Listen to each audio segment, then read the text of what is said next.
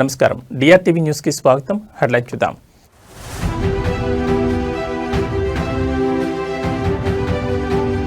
ప్రారంభమైన AP cabinet సమావేశం, పలు కీలక అంశాలపై చర్చ.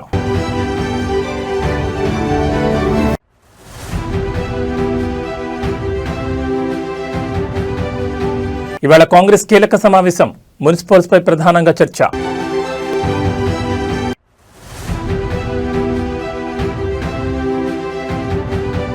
మూడు రోజుల పాటు కాకినాడలో డిప్యూటీ సీఎం పర్యటన, పలు అభివృద్ధి కార్యక్రమాలకు శంకుస్థాపన చేయనున్న పవన్.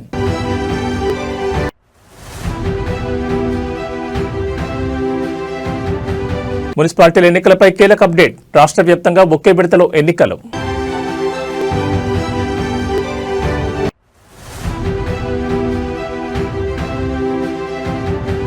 భారత్పై 500% టారిఫ్లు, కీలక బిల్లుకు ట్రంప్ గ్రీన్ సిగ్నల్. ఇక డీటెయిల్స్ చూస్తే ఆంధ్రప్రదేశ్ రాష్ట్ర మంత్రిమండలి సమావేశం ప్రారంభమైంది. సచివాలయంలో సీఎం చంద్రబాబు అధ్యక్షతన ఈ భేటీ జరుగుతోంది. సిఆర్డీ అథారిటీలో ఆమోదించిన పలు అంశాలకు కేబినెట్ గ్రీన్ సిగ్నల్ ఇచ్చే అవకాశం ఉంది. అలాగే కృష్ణానది తీరంలో మెరీనా వాటర్ ఫ్రంట్ అభివృద్ధి కోసం భూ కేటాయింపులకు మంత్రిమండలి ఆమోదం తెలపనుంది. అలాగే రాజధానిలో గతంలో కేటాయించిన 112 ఫ్లాట్లలో మార్పులకు సైతం కేబినెట్ ఆమోదం తెలపనుంది. అయితే ఎస్ఐపిబిలో ఆమోదించిన పెట్టుబడి ప్రతిపాదనలకు కూడా ఏపీ కేబినెట్ గ్రీన్ సిగ్నల్ ఇవ్వనుంది. మొత్తం 14 సంస్థలకు చెందిన 19,391 కోట్ల పెట్టుబడులకు ఆమోదం తెలపనుంది. పలు సంస్థలకు భూ కేటాయింపులకు కూడా మంత్రిమండలి ఆమోదం ఇవ్వనుంది. కేబినెట్ సమావేశానంతరం తాజా రాజకీయ పరిణామాలపై సీఎం చంద్రబాబు మంత్రులకు దిశానిర్దేశం చేయనున్నారు. ఈ సందర్భంగా తెలంగాణ సీఎం రేవంత్ రెడ్డి వ్యాఖ్యలకు వైసీపీ కౌంటర్లపై కూడా చర్చ జరిగే అవకాశం ఉంది.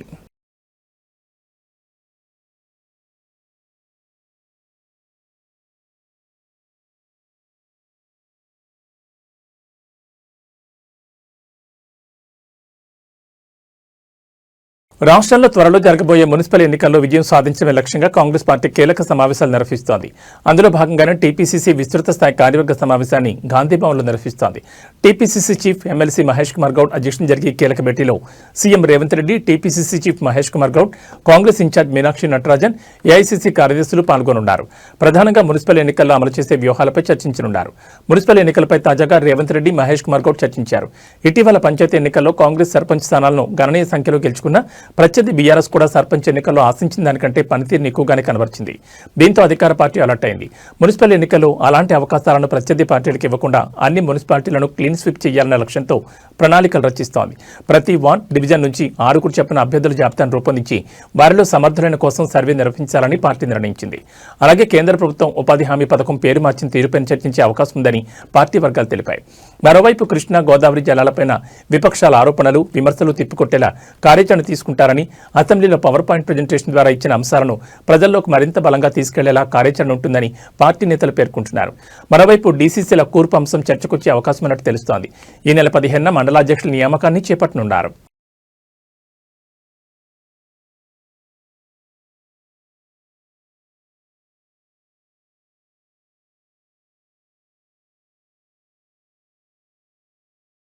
కాకినాడ జిల్లాలో డిప్యూటీ సీఎం పవన్ కళ్యాణ్ పర్యటనకు రంగం సిద్ధమైంది. ఈ రోజు నుంచి 3 రోజుల పాటు ఆయన జిల్లా వ్యాప్తంగా పర్యటించబోతున్నారు.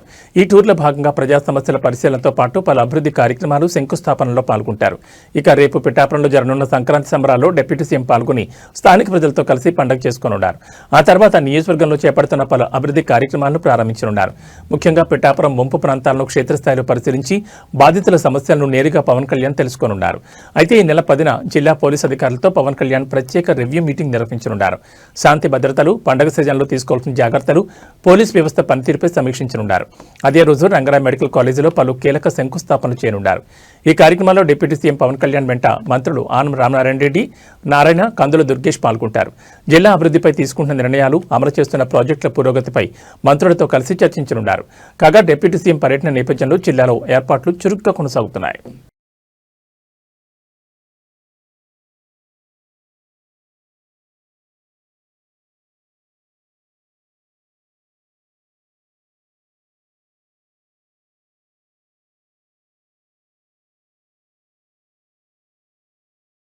రాష్ట్రంలో మున్సిపల్ ఎన్నికలను ఒకే విడతలో నిర్వహించాలని ఎన్నికల సంఘం నిర్ణయించింది. మున్సిపాలిటీలు వార్డుల సంఖ్య తక్కువగానే ఉండడంతో ఒకే విడతలో ఎన్నికలు నిర్వహించేందుకు అవసరమైన సిబ్బంది, పోలీసులు ఉన్నారని ఈసీ గుర్తించింది.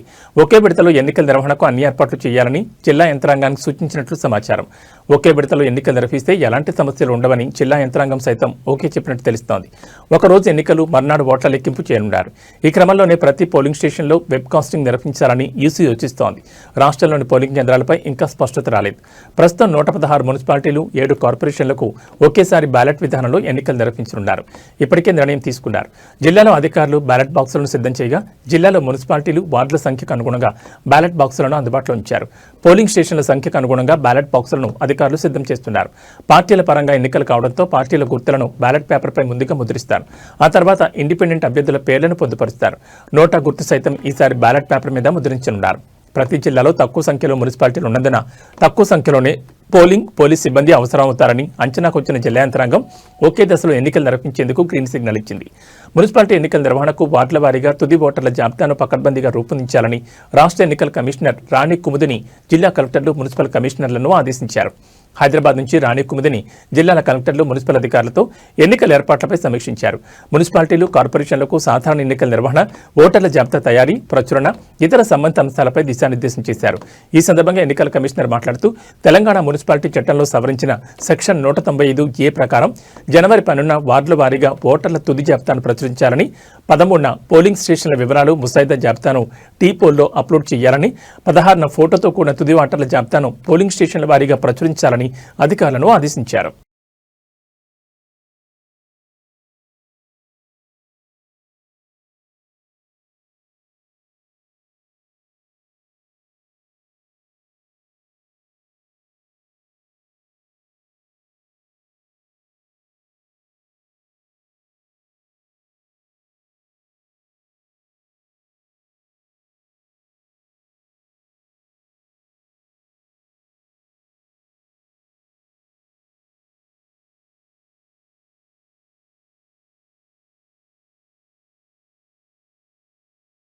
రాయలసీమ లిఫ్ట్ ఇరిగేషన్ ప్రాజెక్టు విషయంలో ముఖ్యమంత్రి చంద్రబాబు నాయుడు తీరుపై మాజీ సీఎం వైఎస్ జగన్మోహన్ రెడ్డి తీవ్రస్థాయిలో విమర్శలు గుప్పించారు.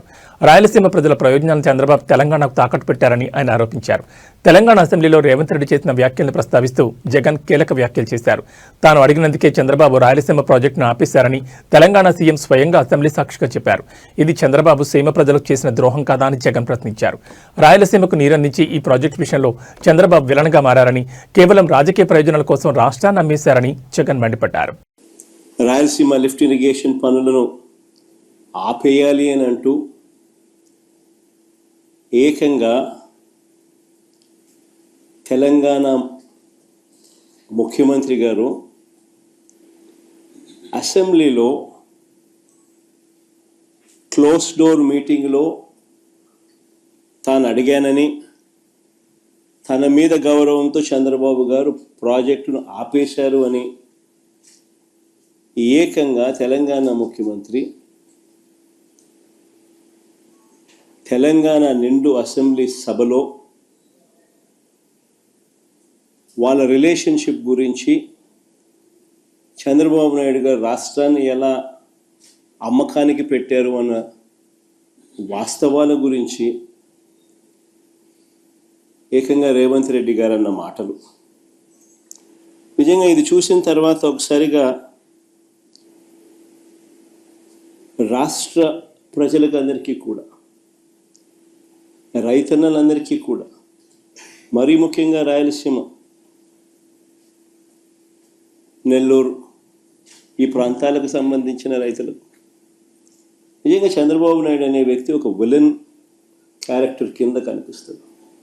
ఏపీఎస్ఆర్టీసీలో సమ్మె వాతావరణం నెలకొంది. అద్దె బస్సుల యజమానులు సమ్మెశారని మోగించారు. తమకు చెల్లించే అద్దెను పెంచాలని డిమాండ్ చేస్తూ ఈ నెల 12వ తేదీ నుంచి రాష్ట్ర వ్యాప్తంగా బస్సులు నిలిపివేయనున్నట్లు హెచ్చరించారు. ఈ మేరకు గురువారం ఆర్టీసీ యాజమాన్యానికి సమ్మె నోటీసు ఇచ్చేందుకు సిద్ధమయ్యారు. స్త్రీశక్తి పథకం అమలు తర్వాత బస్సుల్లో రద్దీ విపరీతంగా పెరిగిందని, దీనివల్ల తమపై అదనపు భారం పడుతోందని యజమానులు చెబుతున్నారు. మరోవైపు పెరిగిన ఇంధన, నిర్వహణ ఖర్చులతో నష్టాలు వస్తున్నాయని, ఈ పరిస్థితుల్లో అద్దె పెంచడం తప్పనిసరని వారు వాదిస్తున్నారు. ఈ విషయంపై ఆర్టీసీ యాజమాన్యంతో చర్చలు జరిపినా ఫలితం లేకపోయింది. యాజమాన్యం నెలకు అదనంగా 5,200 ఇచ్చేందుకు ముందుకొచ్చినా ఈ పెంపు చాలా స్వల్పమని యజమానులు సంఘాలు తీవ్ర అసంతృప్తిని వ్యక్తం చేశాయి. తమతో చర్చించి అద్దెను మరింత పెంచాలని కోరుతూ సమ్మెకు దిగుతున్నట్లు స్పష్టం చేశాయి.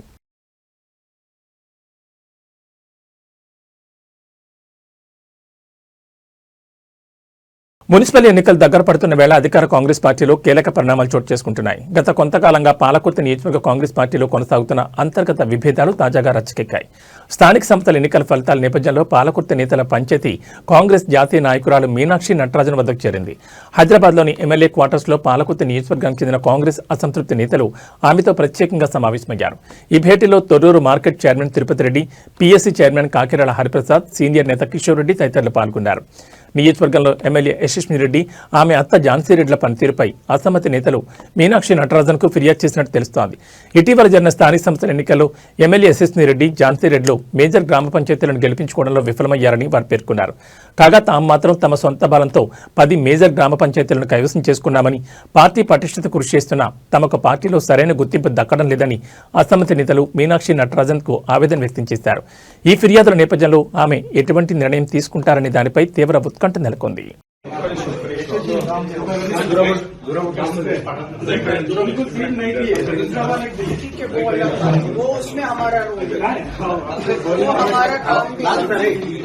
सरपंच इलेक्शन में क्या करते हैं वो तो लोकल आप लोग तय करो. मैं जिला अध्यक्ष जी को भी बात करूँ.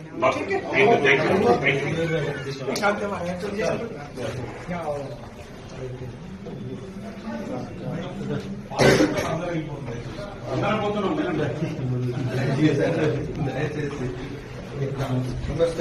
ధర్మవరం మాజీ ఎమ్మెల్యే కేతిరెడ్డి పెద్దారెడ్డిపై Tadipatri municipal chairman JC Prabhakar Reddy మరోసారి ఫైర్ అయ్యారు. రాయలసీమకు పౌరుషం లేదని చేసిన వ్యాఖ్యలకు స్ట్రాంగ్ కౌంటర్ ఇచ్చారు. ఎక్కడ పడితే అక్కడ ఏది పడితే అది మాట్లాడి షో ఆఫ్ చేస్తున్నారని, ఆయన ఫ్యామిలీతో టూర్కు వెళ్లినా ఫోటోలు పెడుతున్నారని, ఇదంతా షో ఆఫ్ అన్నారు. రాయలసీమకు పౌరుషం లేదంటే ప్రజలు చెప్పుతో కొడతారని జేసీ ప్రభాకర్ హెచ్చరించారు. రాయలసీమ రాయలసీమని తొడలు కొట్టుకోవడం, రాత్రైతే కారం ఎక్కువ తినడం, తర్వాత ఫైల్స్ ఆపరేషన్ చేయించుకోవడం తప్ప ఇంతకమి చేసిందేమీ లేదని కేతిరెడ్డి వివాదాస్పద వ్యాఖ్యలు చేశారు. ఊరికే ఉప్పు కారం తినడం, లేని పౌరుషాలు చెప్పుకోవడం చేసిన వ్యాఖ్యలపై జేసీ తీవ్రంగా స్పందించారు. 5 సంవత్సరాలుగా ఉప్పు కారం తిని 15 నెలలుగా కేతిరెడ్డికి ఫైల్స్ వచ్చాయని, అందుకే ఇలాంటి వ్యాఖ్యలు చేస్తున్నారని విమర్శించారు. డ్రైనేజ్ కాలువను చూసేందుకు వస్తే మా ఇంటి వద్దకు ఎందుకు వస్తారన్నప్పుడే నీ జ్ఞానం ఏంటో తెలిసిందన్నారు. నోటికి ఏదొస్తుంది మాట్లాడితే ఊరుకునేది లేదని హెచ్చరించారు.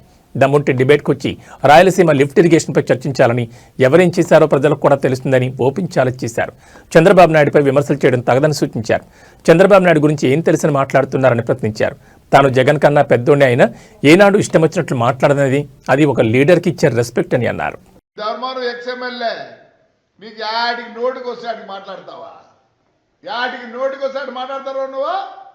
ఏమనుకుంటాను? రాయలసీమ పౌరుషం లేదా? లే, నువ్వు ఏం చేసినావురా? రా డిబేట్కి రా. లిఫ్ట్ ఇరిగేషన్ గురించి మాట్లాడదాం. రాయలసీమ లిఫ్ట్ ఇరిగేషన్ మాట్లాడదాం. అంతకుముందు మీరు చేసిండ్రే. నాకు పడగలరా? అటు మిద్దెలు కట్టించుకొని 4 గుర్రాలు పెట్టుకొని ఏమే మినీ కూపర్ పెట్టి నీ కథ నాకు తెలియదా? ఎంతుందిరా నీకు? ఎంతుందిరా? మినీ కూపర్ అంటే కూడా తెలియదు. ఏమే కొన్ని రోజులు నువ్వు వాడితే కొన్ని రోజులు మీ సినాయన వాడా అంటే యాడికంటే అటు మాడతావు. రాజస్థాన్ జనాన్ని తంతారే నిన్ను. నీ భాష మార్చుకో. మొన్న చెప్తాను చూడు, మొత్తం ముస్లిమ్స్ నీకు ఓటు వేసినారు కాబట్టి నువ్వు వాడికి వచ్చినావు. అదే వేరే వాడిని నిలబెట్టింటే వేలకు పోయింది. పొంద గుడ్ మార్నింగ్, గుడ్ ఈవినింగ్ ఏం చేసినావు చెప్పరా? ధర్మవరం నువ్వు ఏం చేసినావు చెప్పరా?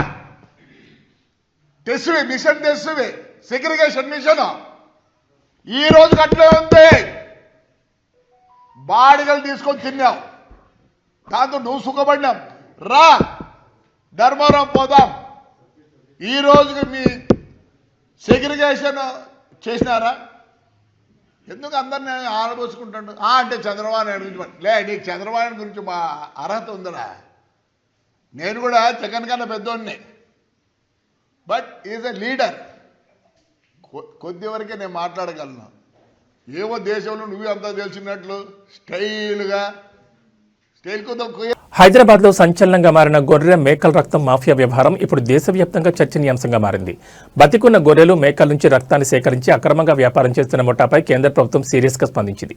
ఈ వ్యవహారంపై కేంద్ర డ్రగ్ కంట్రోల్ ఆధ్వర్యంలో విస్తృత స్థాయి దర్యాప్తు ప్రారంభమైంది. కేంద్ర డ్రగ్ కంట్రోల్ అధికారుల సూచనలతో హైదరాబాద్ పోలీసులు రాష్ట్ర డ్రగ్ కంట్రోల్ అధికారులతో కలిసి కాచిగూడ ప్రాంతంలోని సిఎన్కే ఇంపోర్ట్ ఎక్స్పోర్ట్ కంపెనీలో ఆకస్మిక సోదాలు నిర్వహించారు. ఈ దాడుల్లో భారీ మొత్తంలో రక్త నిల్వలు బయటపడ్డాయి. సుమారు 1000 లీటర్లకు పైగా గొర్రె మేక రక్తంతో నిండిన ప్యాకెట్లను అధికారులు సీజ్ చేశారు. ఇంత పెద్ద మొత్తంలో రక్తం నిల్వ చేయడం వెనుక అసలు ఉద్దేశం ఏమిటన్న దానిపై అనుమానాలు వ్యక్తమవుతున్నాయి. సోదాల సమయంలో సీజ్ చేసిన రక్తం ప్యాకెట్లను హర్యానాలోని పాలీ మెడికోర్ కంపెనీకి పంపిస్తున్నట్లు అధికారులు గుర్తించారు. అయితే ఈ రక్తాన్ని ఎలాంటి అవసరాల కోసం వినియోగిస్తున్నారన్న విషయంపై ఇప్పటికీ ఇంకా స్పష్టత రాలేదు. ముఖ్యంగా ఈ రక్తంతో క్లినికల్ ట్రయల్స్ నిర్వహిస్తున్నారా అనే అనుమానాన్ని డ్రగ్ కంట్రోల్ అధికారులు వ్యక్తం చేస్తున్నారు. అవసరమైన అనుమతులు లేకుండా జంతు రక్తాన్ని సేకరించి తరలించడం చట్టవిరుద్ధమని వారు పేర్కొన్నారు. ఈ వ్యవహారంలో సిఎన్కే ఇంపోర్ట్ ఎక్స్పోర్ట్ కంపెనీ యజమాని నికేష్ పరారీలో ఉన్నట్లు పోలీసులు తెలిపారు. గత 2 రోజులుగా అతడి కోసం ప్రత్యేక బృందాలు గాలింపు చర్యలు చేపట్టాయి. నికేష్ పట్టుబడితే రక్త సేకరణ విధానం, ఎక్కడి నుంచి ఎంత మొత్తంలో రక్తం తీసుకుంటున్నారన్న అంశాలపై పూర్తి క్లారిటీ వచ్చే అవకాశం ఉందని అధికారులు భావిస్తున్నారు. ప్రాథమిక విచారణలో కేసర ప్రాంతంలోని నిర్మానుష ప్రదేశాల్లో బతికున్న గొర్రెలు మేకల నుంచి రక్తాన్ని సేకరిస్తున్నట్లు సమాచారం లభించింది. ఈ ఘటనపై కేంద్ర డ్రగ్ కంట్రోల్, రాష్ట్ర డ్రగ్ కంట్రోల్ అధికారులు కలిసి సమగ్ర విచారణ చేపట్టారు. అక్రమ రక్త వ్యాపారం వెనుక ఉన్న నెట్వర్క్ ను పూర్తిగా బయటకు తీసి బాధ్యులపై కఠిన చర్యలు తీసుకుంటామని అధికారులు స్పష్టం చేశారు. నికేష్ దొరికితే రక్త సేకరణపై క్లారిటీ వచ్చే అవకాశం ఉంటుందని అధికారులు పేర్కొన్నారు.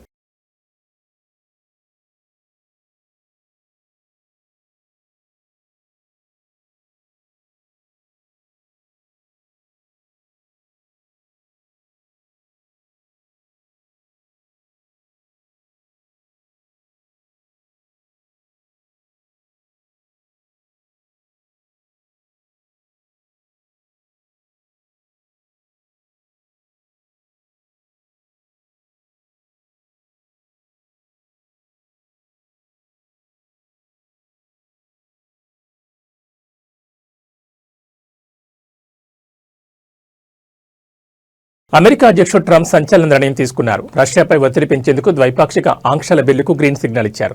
రష్యా నుంచి చమురు కొనుగోలు చేస్తున్న భారత్, చైనాపై ఏకంగా 5% సుంకాలు పెంచేందుకు సుముఖత వ్యక్తం చేశారు.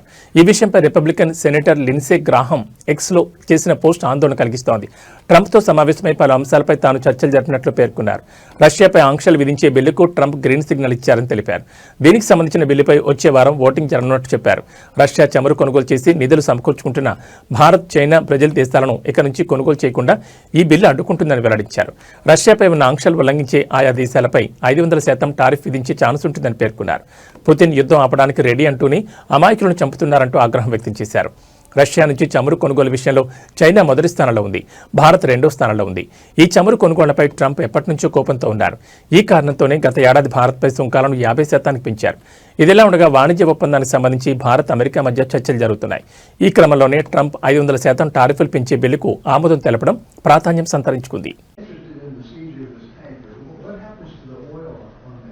Well, we keep it, I guess. Where does it go? What does it go to? Well, you have to follow the tanker. You know, you're a good newsman. Just follow the tanker. Do you know where it's going? Was it Follow going it. to Get a helicopter and follow the tanker. Is it true it's going to But we're gonna. I assume we're gonna keep the oil. Hyderabad Nagar శివారు ప్రాంతంలో మరో ఘోర road ప్రమాదం చోటు చేసుకుని 4 యువకులు ప్రాణాలు కోల్పోయారు. ఈ షాకింగ్ సంఘటన మోకిలా పరిధిలోని మీర్జాగూడ వద్ద చోటు చేసుకుంది.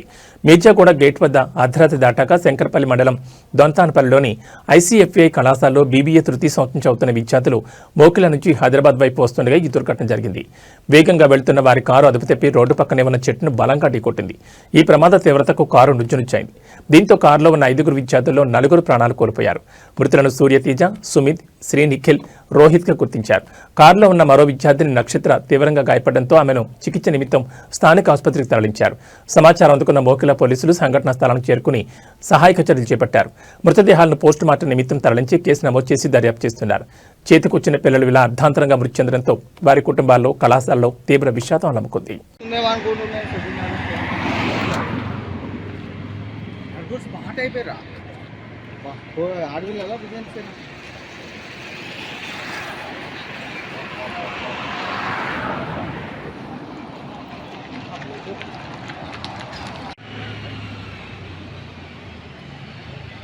కార్లో ఫోటోలు ఉన్నాయి కానీ నాకు ఐడియా అవన్నీ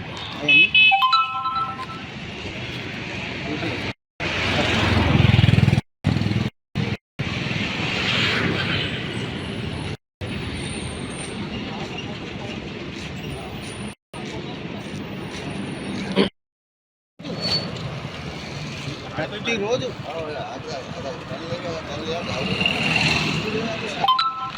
టోటల్ లైఫ్ ఖరాబ్ అయిపోయింది. రాజకీయ రంగ ప్రవేశం చేసిన అనంతరం తమిళ స్టార్ హీరో విజయ్ నటించిన చివరి చిత్రం జననాయకన్ విడుదల వాయిదా పడింది. ఈ విషయాన్ని చిత్ర నిర్మాణ సంస్థ కేవీఎన్ ప్రొడక్షన్స్ సోషల్ మీడియా ద్వారా వెల్లడించింది. హెచ్ వినోద్ దర్శకత్వంలో రూపొందిన ఈ చిత్రాన్ని సంక్రాంతి సందర్భంగా జనవరి 9న విడుదల చేయాలని చిత్ర నిర్మాణ సంస్థ భావించింది. అయితే సెన్సార్ బోర్డు నుంచి ధృవీకరణ పత్రం అందకపోవడంతో చిత్ర బృందం న్యాయస్థానాన్ని ఆశ్రయించింది. చిత్రం సెన్సార్ ధృవీకరణ విడుదలపై జనవరి 9న కోర్టు నుంచి తుది ఉత్తర్వులు వెలువడే అవకాశం ఉండడంతో విడుదలను వాయిదా వేయాలని చిత్ర నిర్మాణ సంస్థ నిర్ణయించింది. విడుదలకు సంబంధించిన కొత్త తేదీని త్వరలో ప్రకటిస్తామని నిర్మాతలు తెలిపారు. ఈ చిత్రాన్ని తెలుగులో జననాయకుడు పేరుతో విడుదల చేయనున్నారు. రాజకీయాల్లోకి అడుగుపెట్టిన విజయ్కు ఇదే చివరి చిత్రం కావడం విశేషం.